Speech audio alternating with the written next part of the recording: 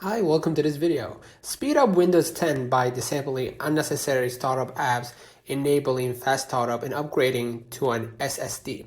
Now, to manage these, press Ctrl plus Shift plus S to open the Task Manager, right? And go to the Startup tab and disable unneeded background apps by just clicking on their name and hit disable here.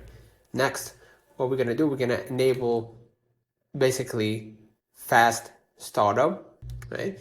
By going to the control panel, you can just search it up here, right? Okay, so I already opened it. Go to the system and security,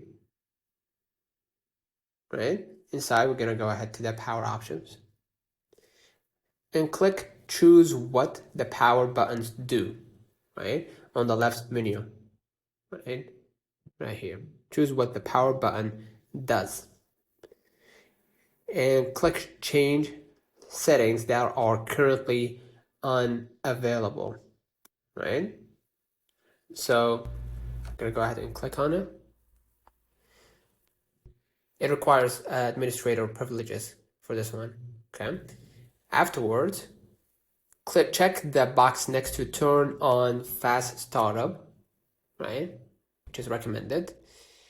And then click save changes here. Okay. Next, you need to upgrade to a solid state drive or SSD. If you are still using traditional mechanical hard drive or hard disk drive or HDD, upgrading to an SSD is the most impactful way to speed up boot times.